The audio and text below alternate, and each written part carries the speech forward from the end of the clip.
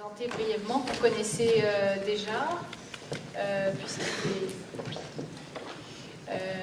puisqu'il est déjà venu en février ou mars dernier pour nous présenter la résidence pour artistes et traducteurs littéraires d'Aral Mamoun au Maroc, à Marrakech, qu'il co-dirige avec Omar Berada et Carline Hamon. Il est aussi le directeur de Daral Mamoun à Genève et il a fondé à Paris aussi la caserne éphémère, le point éphémère, que vous devez connaître, piloté plusieurs résidences, programmes, formations sur la création et les projets d'artistes. Donc Julien, aujourd'hui, je crois que tu vas nous parler des derniers projets de Daral Mamoun, si je ne me trompe. Exactement, merci. Tout d'abord, bonjour et merci de cette nouvelle invitation. Donc voilà, moi la manière effectivement dont j'ai compris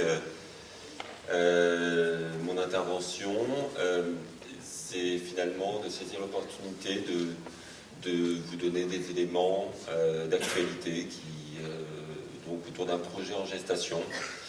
Et donc sur un mode de partage d'expérience. Donc j'essaierai d'être le plus concret possible. Et donc d'une part en vous expliquant un projet qui nous occupe maintenant très activement depuis la fin du printemps et qui recalibre considérablement notre projet de départ, mais en bien. Et si le temps le permet, j'aimerais également aborder avec vous quelques notions d'économie relatives à la nécessité d'inventer un modèle économique qui correspond à ses besoins. Alors, évidemment, avant d'arriver à l'actualité, pour ceux qui n'avaient pas été présents à la conférence de février, il convient de faire une petite introduction en rappelant effectivement qui on est, qu'est-ce qu'on fait. Donc, voilà, donc pour l'instant, on est donc Daral Mamoun, c'est une équipe de 10 personnes aujourd'hui, basée à Marrakech. Moi, en fait, je m'occupe depuis 14 ans de résidence artiste et on a fait appel à moi en 2010. La demande émanait d'une personne qui était, on va dire, en conversion professionnelle, mais en tout cas en rupture professionnelle et qui se lançait dans un grand projet d'ampleur hôtelier. Qui était un point d'interrogation, ce projet hôtelier, parce que qui avait vraiment des éléments hétérogènes en interne, et on se faisait appel à moi pour écrire finalement un projet culturel attenant. Voilà, alors 3 ans plus tard, Daral Mamoun existe pleinement. Il s'agit d'une bibliothèque, d'un pôle de recherche en traduction littéraire, d'activités éducatives et de résidence d'artistes. Alors, on est en fait aujourd'hui basé sur ce fameux hôtel, mais qui est arrivé sur le tard, 1 an et demi après le début de nos activités publiques. Et finalement, Daral Mamoun a généré depuis très rapidement beaucoup d'activités qui ont changé, qui ont modifié de l'intérieur finalement l'identité de ce qu'allait devenir cet hôtel jusqu'à son ouverture. Et la chose dont on était certain, c'est que finalement, l'hôtel n'était plus qu'un moyen de financer nos activités. Donc c'est un modèle pour le moins singulier, dans la mesure où finalement on sait très bien, puisque c'est un contre-pied finalement à ce qui existe. On sait que l'hôtellerie de luxe s'intéresse à l'art contemporain depuis maintenant pas mal d'années, mais souvent évidemment c'est déceptif puisque ça reste une ligne dans le marketing général de l'hôtel. Or, là, on est quand même sur quelque chose de très différent, puisqu'on accueille des artistes en résidence, moyennement longue, puisqu'on est sur des séjours de 3 à 5 mois, qu'on les soutient tous par des aides à la production, où on prend en charge le logement, l'hébergement sur toute la durée du séjour, le billet d'avion, le rapatriement des œuvres, et une bourse de production. On est producteur de toutes les œuvres, évidemment, qui sortent. On est dans les standards hauts, on peut dire des résidences d'artistes, puisqu'on propose des bourses de 5 000 € par personne, et on produit entre 15 et 20 artistes par an. Pour vous donner une idée de l'envergure, on va dire, internationale de ce programme de résidence, on a environ 2,5 sessions par an, et pour chacune d'elles, on reçoit environ désormais plus de 1000 dossiers en provenance de 80 pays pour 5 places. Concernant la bibliothèque, alors je vais essayer de mettre des photos, je ne suis pas très bon en diaporama, veuillez m'excuser. Bon, ça c'est une vue du village à proximité, ça va très bien. Là, une vue générale de l'hôtel. Donc là, on parle d'un complexe de presque 8 hectares et de 10 villas de 850 mètres carrés chacune. Dar Al Mamoun, sur ce complexe, en occupe 2 villas, donc une intégralement dédiée à la résidence d'artistes, et l'autre pour nos autres activités, donc bibliothèque, recherche en traduction littéraire. Concernant les activités éducatives, on intervient donc dans le village voisin, dans l'école primaire, avec laquelle on a monté des programmes à la fois en préscolaire, donc pour les tout petits, en soutien scolaire adolescent et en alphabétisation pour les adultes. Ce qui fait qu'on s'occupe à peu près de 300 personnes par semaine. Et concernant le pôle de traduction littéraire, bon, là, je fais diffuser les images, elles sont décrochées de mon propos immédiat, mais voilà, donc là, on a une session de résidents, des vues générales d'ateliers. Voilà, nos jurys. Le pôle de recherche en traduction littéraire a affirmé de vrais enjeux de société au fil des mois. Donc en ce moment même, on reçoit par exemple un programme européen qui se passe entre différents collèges de traduction littéraire dans différents pays, qui s'intitule Fabrique des jeunes traducteurs et qui vise à encourager le domaine, puisqu'il y a de moins en moins de traducteurs littéraires, toutes langues confondues. Les gens qui effectivement s'orientent dans des études de langue préfèrent l'interprétariat de manière à gagner correctement leur vie. Et là, c'est tout un cadre avec un projet d'édition à la clé. Donc là, en ce moment, on a précisément une session de 8 personnes jusqu'à mi-novembre. Mais évidemment, c'est pas que ça. C'est-à-dire que lorsque je parle d'enjeux de société, on a nous-mêmes développé nos propres programmes, dont un qui concerne le domaine de l'esthétique, dans la mesure où l'arabe aujourd'hui ne peut pas prendre en charge, la langue arabe ne peut pas prendre en charge aujourd'hui le vocabulaire technique de l'art contemporain. Donc un terme aussi banal que installation va avoir un nombre infini de dénominations, ce qui est un peu compliqué. Il n'y a pas de grille commune. Donc, on a effectivement ce projet d'établir à un moment un lexique qui permette à l'arabe de prendre en charge l'art contemporain. Car effectivement, lorsqu'on regarde la situation dans l'ensemble du monde arabe, dans les universités et écoles d'art, on s'aperçoit que l'essentiel des références bibliographiques sont en anglais, ce qui oblige les acteurs du domaine à discuter dans une autre langue que la leur. Et évidemment, on se dit que c'est limitatif en termes de pratique artistique. Ce projet ne peut pas se mener seul et va passer par un ensemble de sous-projets avec multiplication d'intervenants. Donc, on a commencé de manière modeste par traduire des ouvrages choisis. Les premiers deux ouvrages de Jacques Rancière, philosophe français, pour lequel était partie prenante, est venu animer un séminaire pour lequel on a invité un certain nombre de professionnels, curateurs, critiques d'art du monde arabe, à venir échanger avec lui. Là, plus récemment, depuis le mois de mars, on a développé un partenariat avec l'Institut national d'histoire de l'art à Paris pour réactiver un projet mis en place par une doctorante il y a quelques années chez eux, qui visait à la création d'une base de données bibliographiques sur les pratiques artistiques au Maghreb et au Moyen-Orient. Car aujourd'hui on a une information qui est extrêmement dispersée, avec une problématique centrale de langue, puisque disponible tantôt en espagnol, en italien, en anglais, en français, en 3 arabes.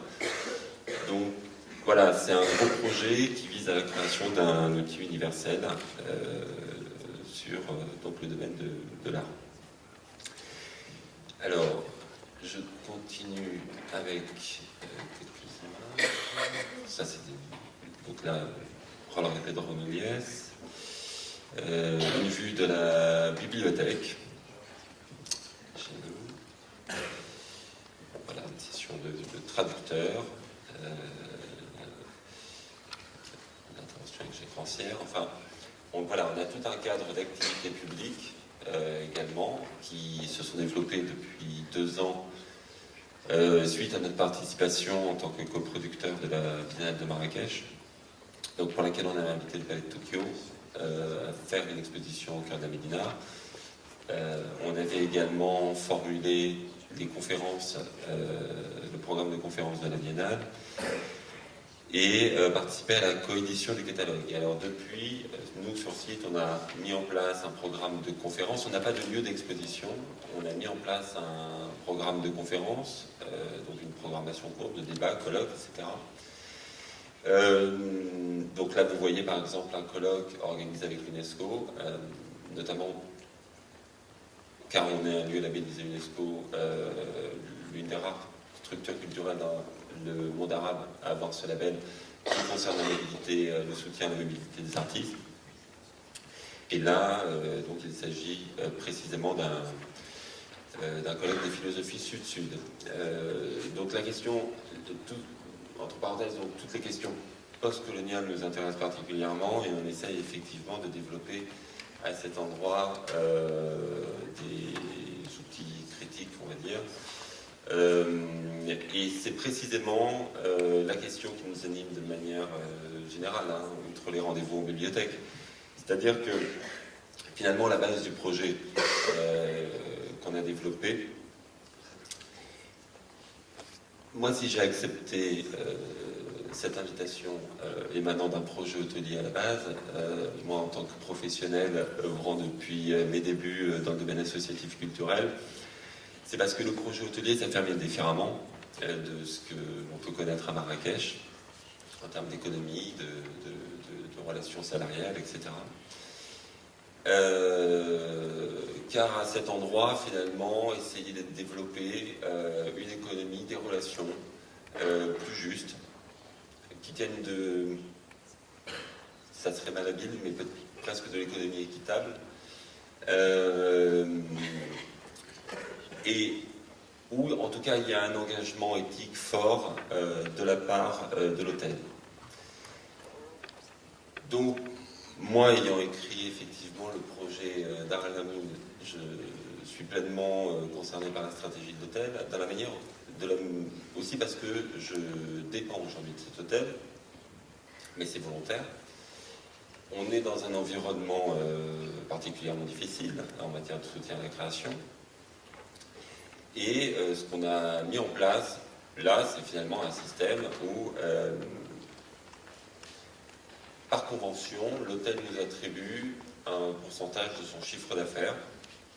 Donc, entendez bien, pas de ses bénéfices, mais de son chiffre d'affaires. Donc, il y a quelque chose de particulièrement volontaire là-dedans, qui fait qu'à la source, sur le ticket du client, est prélevé un montant à notre profit.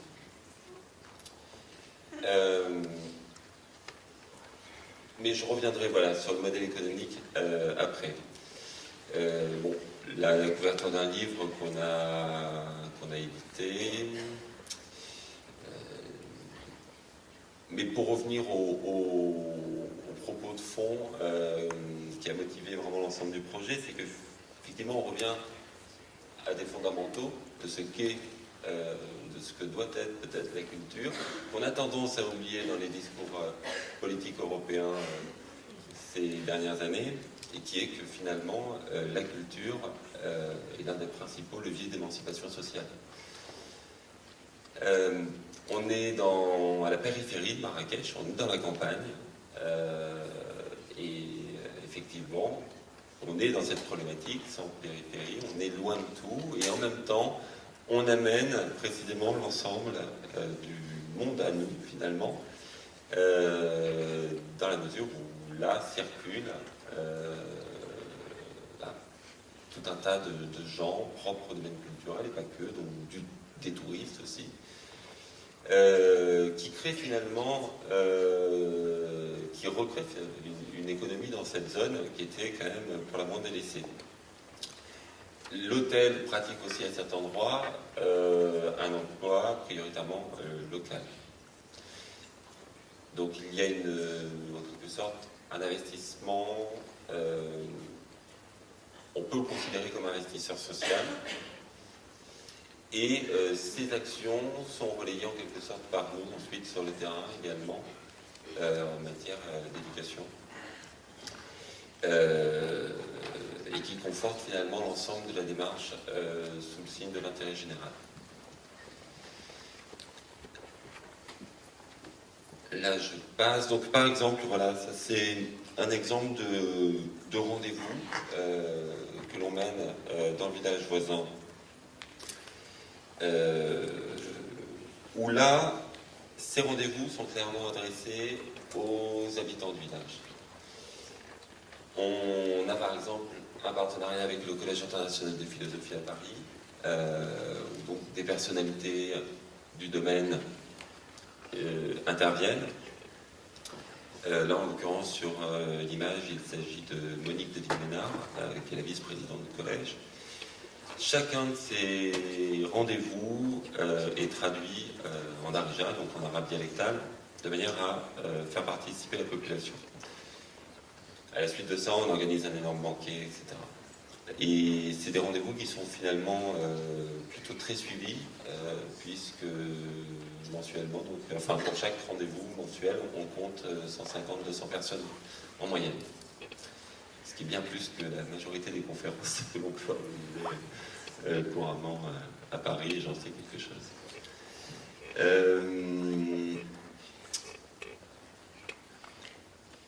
Là, par exemple, une intervention de Anne Waldman, qui est une poétesse américaine, Yassine Adnan, un poète marocain. Désolé, hein, c'est un peu rapide et décousu, et j'essaye de passer vite pour arriver à mon propos d'aujourd'hui. Évidemment, il nous importe de nous inscrire fortement dans le territoire et de rendre bénéficiaires les artistes localement de la présence d'artistes internationaux au Maroc. Donc on a des accords avec les 3 écoles d'art marocaines de manière à faire intervenir des artistes en résidence chez nous sous forme de workshops, séminaires, etc. Donc là on voit 2 artistes, Megumi Matsubara et l'immense Dotir, intervenir à l'école de Marrakech. Ça c'est une vue de l'expo organisée par Marc-Olivier Valeur, au cœur de la Médina. Oui, alors on participe également à des événements internationaux où finalement, d'une part, soit on nous sollicite pour les artistes que l'on a accueillis chez nous en résidence, soit on nous demande en quelque sorte une expertise pour conseiller des artistes venant du monde arabe. Là, c'est une expo en l'occurrence à la galerie Continua en banlieue parisienne. Alors, voilà mon propos. C'est-à-dire que lorsque je suis venu en février, j'ai dû vous parler d'un projet de bâtiment que l'on a depuis le début, Tout simplement parce qu'on a toujours considéré que notre investissement sur l'hôtel était temporaire.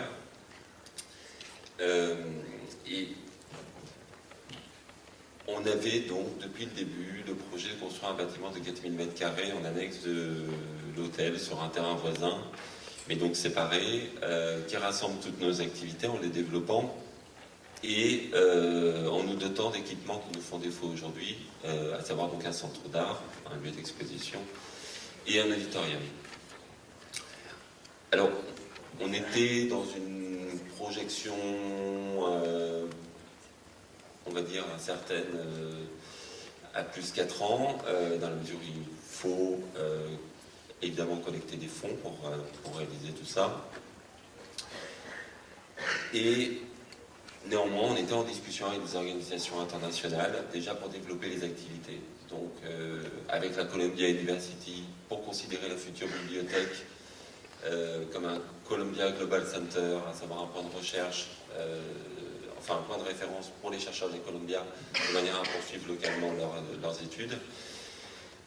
Également en discussion avec des organisations comme PS1, comme la Tate Moderne et d'autres, de manière à intégrer les processus de coproduction, de manifestation et pouvoir les ramener au Maroc. Car on est là sur un territoire qui est déficitaire et qui n'a pas, il n'y a pas de lieu capable de diffuser des expositions d'envergure qui aujourd'hui transitent à l'international. Et la mobilité reste réduite, à cause notamment de Schengen et ensuite d'aspects financiers. Alors, ce projet de bâtiment à Marrakech a des bons trains, mais il s'est revenu donc une proposition, une demande au printemps dernier d'une personne qui nous connaît bien et qui nous a demandé de reprendre en main un palais appartenant à sa famille, à Fès,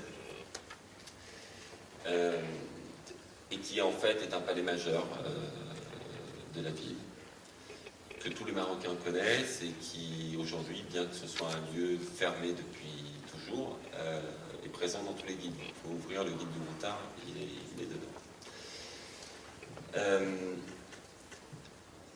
Alors, ce lieu est connu parce que historiquement, l'histoire de la famille est très puissante et pour nous c'est la première matière que l'on va travailler parce qu'elle est extrêmement riche, où finalement, là on parle de l'histoire de famille, mais qui très vite se confond avec l'histoire du pays. C'est-à-dire que l'arrière-grand-père donc de la personne qui nous a contactés était cette personnalité en photo, le grand vizir Mokri, qui en quelque sorte était le grand argentier du royaume, qui a eu une longévité exceptionnelle. C'est-à-dire qu'il a 115 ans. Il a été actif, il a eu une longévité professionnelle importante également, et il a été actif jusque dans les années 50. C'est passionnant parce que ce type a traversé l'histoire. Il était à l'ouverture du canal de Suez, il a rencontré Napoléon III. Il y a des photos avec lui de Gaulle. Il est en photo avec Churchill, Roosevelt, dont il était très proche. Le dernier tsar de Russie a offert un piano à la famille qui existe en 4 exemplaires au monde. Enfin, voilà, donc on est sur quelque chose où il y a un nombre d'histoires absolument incroyables. Et le lieu lui-même en est complètement imprégné. Alors, le lieu dont on parle, c'est cette partie délimitée. Donc on est à Fès, au cœur de la Médina. On parle d'un palais de 6000 m² et d'1,5 hectare de jardin. Donc la manière, je vais d'abord vous montrer des plans et je vais vous expliquer ensuite la manière dont on appréhende un peu la chose.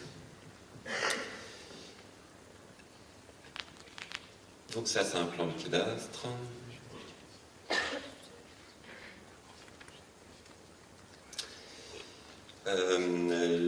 Voilà, donc bon, les plans ne sont pas normés, hein. Donc on a le rez-de-chaussée et l'étage, mais pas le sous-sol, car les plans n'existent plus. Le sous-sol comporte de nombreux souterrains qui mènent aux quatre coins de la cité. En gros, toute la partie... ce que vous voyez au centre est une grande cour. Pour vous donner une idée, ça fait 35 mètres de long par 14 de large. Cette cour est plutôt en très bon état. Donc, la manière dont on va investir ce lieu va être progressive, à la hauteur de nos moyens également, de nos moyens financiers, de nos moyens humains, puisqu'on garde évidemment nos activités sur le site Marrakech. Toute la partie que vous voyez en bas est une sorte d'alignement de 4 riades, dont potentiellement 40 chambres. Et ça, par contre, ça doit subir des travaux assez lourds. Voilà l'étage, des vues du palais. Alors, le palais, en fait, appartenait au fils, qui était lui-même pacha de Casablanca, de formation d'ingénieur.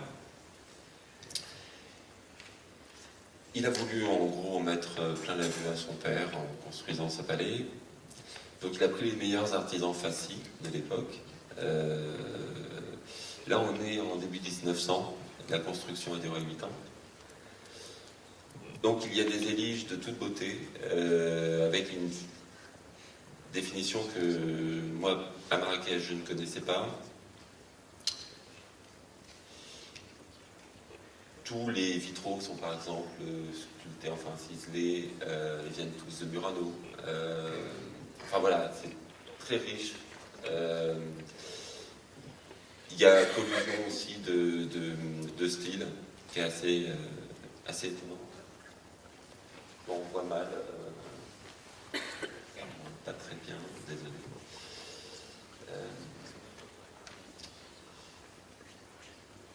Bon, j'aurais pu mettre plus de photos.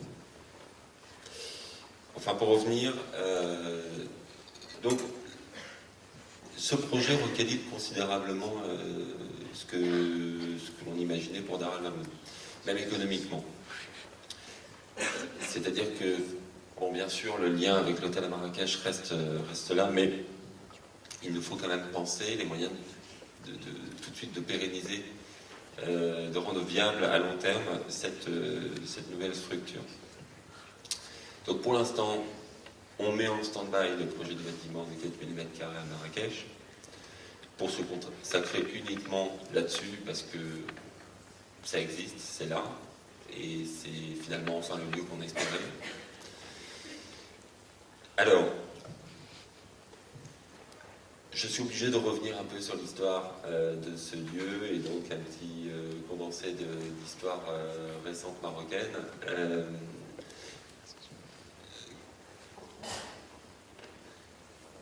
Donc, il faut se rendre compte que voilà, là on était vraiment dans les arcanes du pouvoir, c'est-à-dire que le grand vizir donnait l'argent de poche par exemple à Hassan II jusqu'à sa majorité.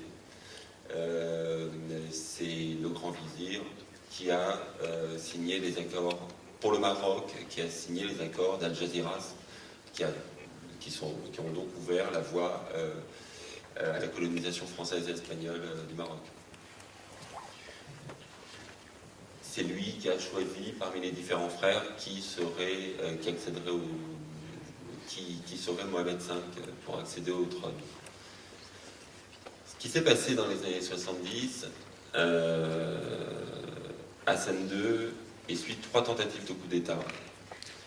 L'aristocratie historique du Maroc n'avait absolument rien à voir dedans, uniquement les militaires, mais lui va se séparer de toute sa cour à ce moment-là, pour s'entourer en gros d'une cour de personnes dont il savait qu'ils n'auraient rien à craindre. Et la majorité de ces grandes familles qui ont fait l'histoire du pays ont été en fait spoliées, privées de leurs biens. Parce que là, on parle d'une famille qui vivait comme le roi. Voilà. Donc, il y a certainement des procès à venir, je n'en sais rien, ce n'est pas mon histoire, mais c'est vrai que à chaque fois, numériquement, c'est assez fabuleux, parce que ça va être 45 hectares de tel côté, etc. Donc, et finalement, aujourd'hui, c'est une famille qui vit relativement chichement. Donc, ils ont ce palais, qui est un bien évidemment précieux.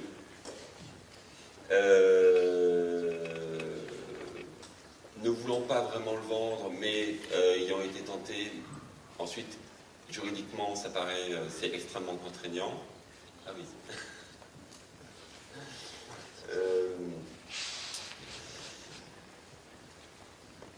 Bref, donc, ce qui se passe, c'est que la manière dont nous, on analyse la chose, c'est qu'il faut finalement redonner une forme de centralité à ce palais au sein de la cité.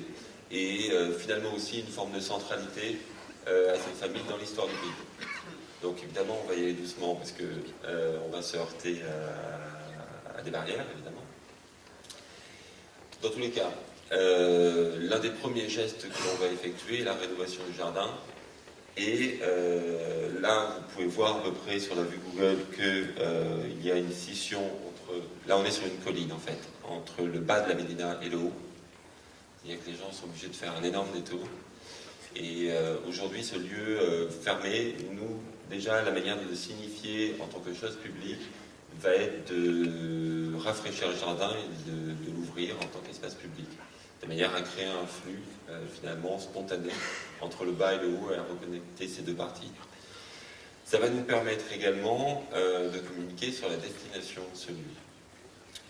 Dans un environnement où il faut bien avoir en tête qu'il n'y a pas vraiment de référent, enfin, il n'y a pas de véritable centre d'art, en tout cas au niveau de sa taille critique important.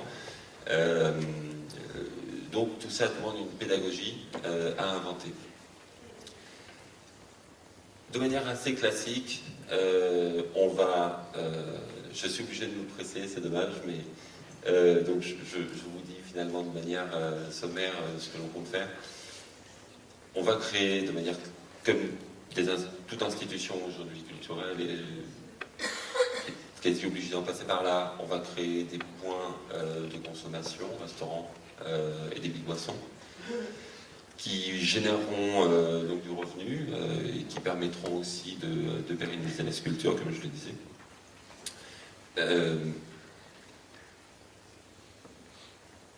Le bâtiment lui-même, la cour que vous avez vue en bon état, va accueillir une programmation d'événements, conférences, concerts. On ne va pas considérer le palais comme un lieu d'exposition, parce que on va tout simplement pas mettre des cimaises devant un zélige magnifique. Le palais, lui, va plutôt se destiner justement à travailler l'historiographie de cette famille.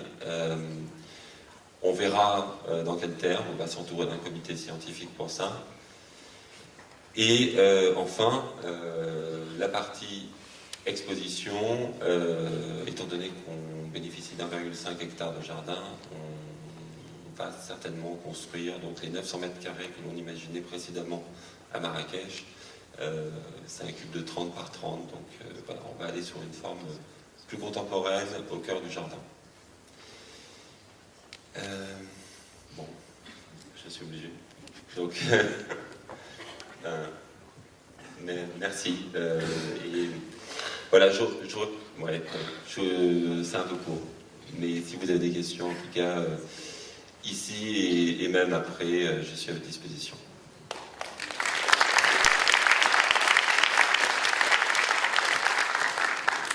Merci Julien, je ne voulais pas te couper l'herbe sous le pied, simplement, c'était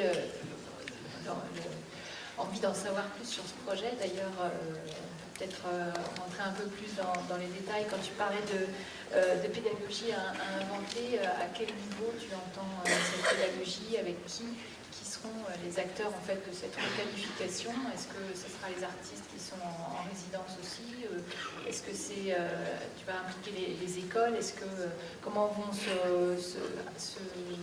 être en lien les deux lieux entre Marrakech et Fès? Enfin, comment tu vois l'évolution de ce projet concrètement aussi en tant que projet dans la lignée de ce qui se fait déjà à Marrakech. Alors, nous, on conçoit ce lieu comme un hub. En fait, aujourd'hui, la situation au Maroc est extrêmement vivifiante parce qu'il y a beaucoup de projets naissent. Alors, de jeunes projets émergent, enfin, des projets émergent, mais avec peu de moyens. Donc, on se veut être effectivement une sorte de scène pour eux, les intégrer au processus de réflexion et de production de ce lieu. Le sentiment aussi que finalement, aujourd'hui, il y a beaucoup de projets de grosses structures à Marrakech qui se montent, et au Maroc en général. Donc, un projet du musée de la photo qui est pertinent, là pour le coup, donc privé, monté par un collectionneur particulièrement bien avisé. Un projet monté par une fondation qui là apparaît vraiment comme une coquille vide, mais cette fondation voit les choses en grand, dans 7000 m², enfin c'est assez étonnant et ça va ne servir à personne. Enfin, le sentiment que voilà, beaucoup de gros projets naissent, mais finalement les gens essayent avant tout de tirer leur couverture, la couverture à eux, mais il n'y a pas vraiment de mutualisation des moyens, des compétences, etc. Donc l'idée, nous, c'est d'être vraiment une sorte de réceptacle et de vitrine, tout simplement à la vivacité que l'on perçoit du Maroc aujourd'hui. Et puis bon, évidemment, pas que du Maroc. On va aussi s'en tenir à l'une des missions qu'on s'est fixées depuis le début, voyant les carences justement, les difficultés à être, pour les artistes, enfin pour le Maroc, à être en phase avec l'actualité de la création internationale. Notre parti pris a toujours été d'amener l'international finalement localement, et là ça sera aussi la même chose, c'est-à-dire que les discussions que j'évoquais tout à l'heure avec des organisations internationales sont toujours d'actualité. Merci. Est-ce qu'il y a des questions, des commentaires? Manuel. Oui, moi je voulais savoir où est-ce que vous trouvez l'argent pour ce projet-là. Alors, concrètement, aujourd'hui, j'ai des prévisionnels. Je n'ai rien dans ma cagnotte. Non, mais il en va de même. C'est-à-dire que, voilà, là, je n'ai pas le temps de vous parler de modèle économique, mais effectivement, ce qu'on a monté à Marrakech est un modèle qui, sur le papier, est stimulant intellectuellement, mais qui doit encore faire ses preuves. C'est-à-dire qu'on a mis en place un hôtel haut de gamme pour financer nos activités, ok, mais l'hôtel a pris du retard. Nous, à côté, on a pêché aussi on a eu des difficultés de gestion simplement parce qu'on n'était pas hôtelier à la base, donc on a mis du temps à réaliser les choses, comment ça marchait, etc. Donc en gros, on a perdu 2 ans et demi sur cet hôtel, ce qui du coup se répercute directement sur les activités qu'on mène au niveau culturel. Alors, dès le début, on a créé d'abord une association qui est séparée, donc juridiquement, de l'hôtel, une association à but non lucratif. En gros, le statut d'association ne donne droit à rien au Maroc. On a très vite compris, en amont de nos activités, qu'on avait besoin de mécénat, extérieur à celui de l'hôtel, je veux dire. Ça ne se passe pas au Maroc, il n'y a pas la culture pour ça, en tout cas sur un thème comme la création émergente. Sur le patrimoine, c'est autre chose. Mais voilà, sur la création émergente, c'est inenvisageable. Donc on a créé une fondation qui là aussi doit encore faire ses preuves. La fondation basée en Suisse dont je m'occupe va servir avant tout comme pour faire du fundraising international. Voilà. Donc aujourd'hui, le lieu tient grâce à quelques dons privés. Par exemple, lors de notre intervention à la Biennale de Marrakech il y a 2 ans, l'État français ne nous avait absolument pas soutenus malgré l'invitation au Palais de Tokyo. Tout ça avait été possible grâce à une donation saoudienne, voilà, d'un privé saoudien, un industriel privé saoudien. Voilà, c'est un détail. Ensuite, on a on est dans un environnement déficitaire, comme je le disais, donc tout ça c'est de la recherche au quotidien de subventions. Donc voilà, ensuite c'est un jeu entre labels qualitatifs, on va dire, donc ça par exemple ça va être l'UNESCO pour nous, parce que c'est finalement la prise en charge de 2 billets d'avion à l'année, donc ça reste très limité financièrement. Et des labels financiers, mais là aussi, on est dans un environnement où il n'y a quasiment pas de financement du fonctionnement. Donc ça va être du bricolage comptable, où finalement on va postuler à des soutiens sur des projets dans lesquels on fait rentrer des services. Voilà, on connaît tous ça à peu près. Voilà, donc là-dessus, on a eu le soutien de la FAC, la Rapon for Art and Culture, qui est un gros organisme jordanien. On a été mandaté l'an dernier par le gouvernement, le secrétariat d'État en fait, américain, pour administrer localement leur programme de diplomatie par la culture. Voilà, c'est comme ça qu'on arrive à venir. Et donc là, voilà, moi, par exemple, je vais chercher des financements. Là, je postule en décembre à une aide américaine, oui, pour $500 000. Est-ce que je l'aurai? J'en sais rien. Donc tu peux rentrer un tout petit peu plus là peut-être dans cette partie économique dont tu parlais en préambule. Oui, mais alors, ok. Rapidement. En fait, on a mis en place un outil qui là aussi est sous le coup de l'expérimentation.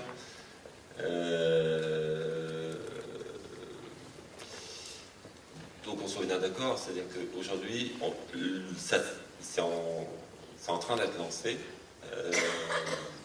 via la Fondation. C'est quelque chose pour le moins innovant dans le domaine de l'art. Ça s'est déjà un peu pratiqué dans le domaine de la solidarité. Mais, bon voilà, ça c'est des exemples de nos partenaires. Mais il se trouve que si on réussit, et j'espère bien revenir dans 5 ans en disant qu'on a trouvé la solution, on aurait le moyen, voilà, de pérenniser nos actions de manière un peu solide. Là-dessus, j'attire votre attention évidemment parce que en tant que potentiel faiseur d'espace, vous êtes à peu près tous concernés. Et même en tant qu'artiste, de toutes les manières, on est dans la France, enfin l'Europe et la France, notamment, on assiste depuis 20 ans, comme on le sait, à une diminution de la dépense publique en matière de culture.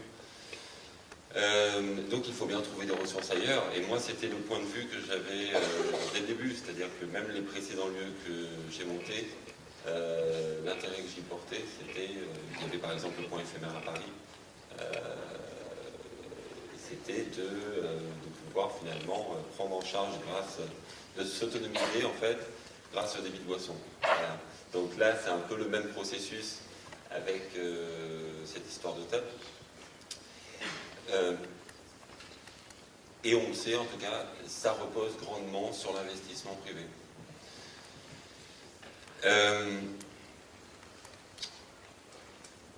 Donc, qu'est-ce que je vais vous montrer?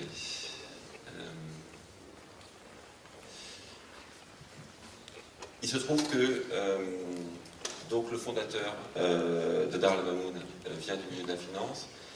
Lui était en rupture avec ce domaine-là à l'issue de la crise. Donc il a complètement arrêté en étant assez jeune, il avait 37 ans à ce moment-là. Et donc a décidé de monter ce projet d'hôtel. On a néanmoins intégré des anciens collaborateurs à lui dans notre conseil de fondation et avec lesquels, depuis le début, on essaye de penser les interactions entre donc deux domaines qui ne cohabitent pas, pour ainsi dire, qui sont la finance de haut vol et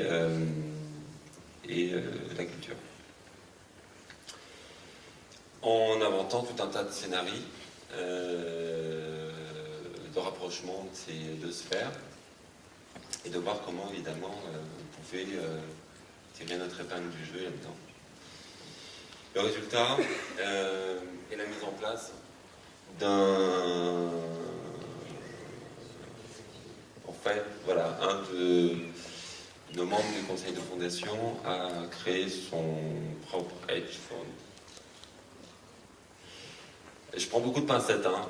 C'est assez récent et c'est l'une des premières fois que je le rends public. Donc, pour schématiser, depuis ces dernières années, depuis la crise, les valeurs qui sont le plus en vue sont ce qu'on appelle des valeurs éthiques.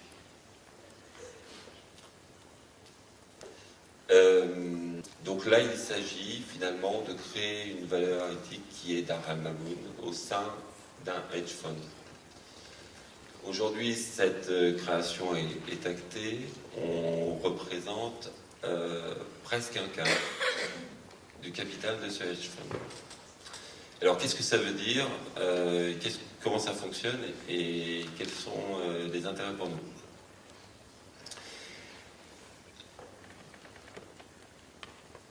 Dans les différents scénarios qu'on commençait à produire, il était évident pour nous que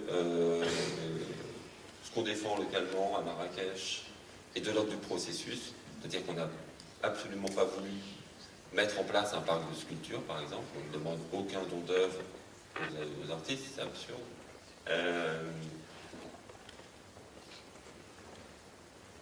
Et donc, pour nous, on n'allait pas... Parce que ça existe. Il y a beaucoup de fonds qui spéculent sur des œuvres d'art, qui montent des collections et qui produisent des intérêts grâce à ça. Nous, ce n'est pas notre propos. Il fallait que l'on reste finalement d'une part dans la dimension éthique de notre projet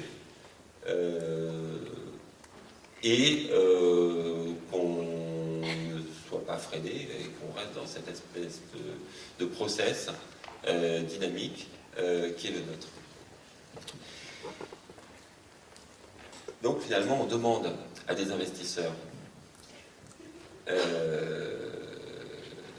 venir vers nous sur ce que l'on est, sur notre identité, et d'investir à notre endroit, en croyant en nous. C'est-à-dire que finalement, ce qui se passe dans ce hedge fund, on est une partie au sein de, je ne sais pas, des investissements qui vont concerner les minerais, d'autres peut-être les denrées alimentaires, j'en sais rien. C'est-à-dire qu'on fonctionne comme un prétexte parmi tant d'autres. C'est de l'immatériel dont on parle, c'est de la fiction finalement. L'investisseur, lui, dit sur quoi il veut aller. En face de lui, le tenant du hedge fund va lui garantir, être en mesure de lui garantir un accroissement de son investissement. Ce qui est convenu à notre niveau, c'est que finalement, ce quart de capital du hedge fund que l'on représente fonctionne comme un objectif de collecte pour nous. Donc ça, c'est le gros travail qui commence à s'opérer les concernant. Et finalement, on va, d'une part, le hedge fund se sépare de ses droits d'entrée, de ses fees, à notre profit. D'autre part, on demande aux investisseurs de nous lâcher entre 3, 4, 5% des intérêts gagnés, des intérêts produits par le hedge fund. C'est imposé, ça subit des plafonds suivant l'investissement, etc. Et dans tous les cas pour nous, c'est le moyen, ce serait le moyen, de finalement générer entre 2 et 5 millions de dollars par an. Donc trouver le moyen pour nous d'être tout simplement pérenne dans un environnement particulièrement défavorable. Merci. Ça a le mérite d'être oui, effectivement tout à fait innovant comme mode de fonctionnement ou de financement de la culture et de l'art contemporain. Est-ce que vous avez des réactions ?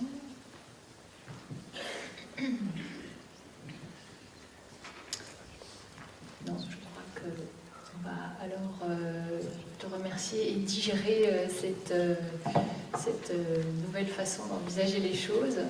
Merci Julien. Et